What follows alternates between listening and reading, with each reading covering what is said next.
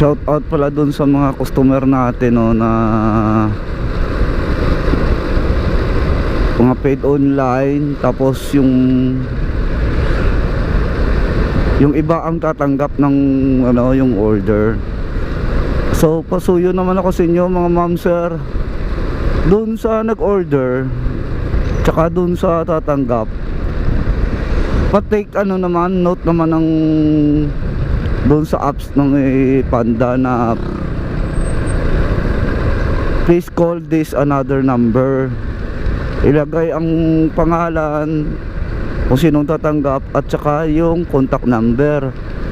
Kasi dami na ako na-encounter, please find this person, wala namang contact number, hindi naman kilala. So hassle nyo sa rider, lalo na pag mayroon pa kaming ibang delivery. Bawat customer kasi may naka-allotted time kami, hindi kami pwedeng tumagal. Kasi pag tumagal kami dyan sa isang customer, for example tatlong run yun, doon pa lang sa unang customer delay ka na. So ang mangyayari sa dalawang customer, lalo na pag nakamonitor yung dalawa, wala, galit na. So nagagalit sa amin ang customer, gawa lang din ng kapwa na ang customer nagpapadelay regarding doon sa ano. So maging aware lang kayo, usap lang ako sa inyo para smooth ang delivery. Kasi pag hindi nyo nailagay ang contact number ng tatanggap, kayo pa rin ang babalikan namin, tatawagan. Kayo pa rin maistorbo. Para hindi na kayo maistorbo, complete na detail kung sinong tatanggap na tao, o surpresa man yan, o may LQ man kayo, ilagay nyo ang contact number, yun, walang problema doon. At regarding doon sa mga nag-aaway din, na mga nag-order sa Food Panda, so may na-encounter din ako na gano'n, na nag-aaway yung mga girlfriend. Ngayon pagdating doon,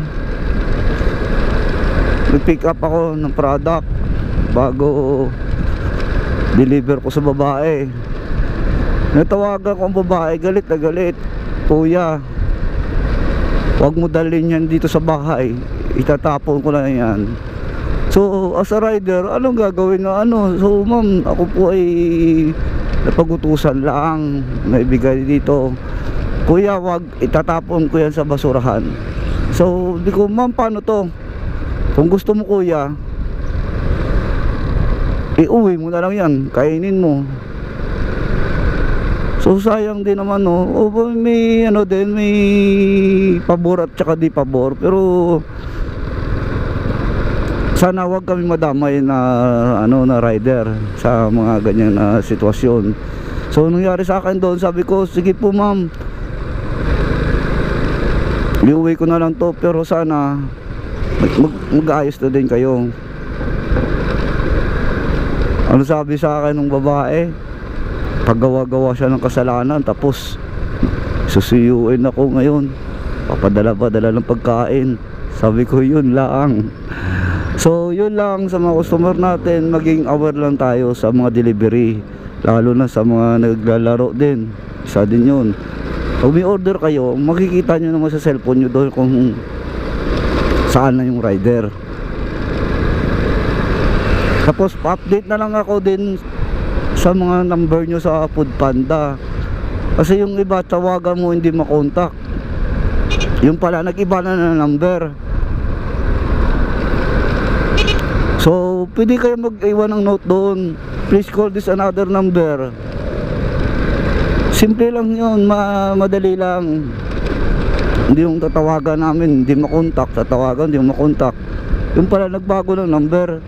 Maging alisto ko lagi sa pag-order sa mga apps. Mahirap din kasi baka mamaya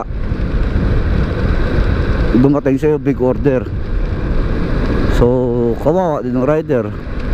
So yun lang guys, yun lang masasabi ko, maging aware lang kayo dun sa mga order ninyo. See ya.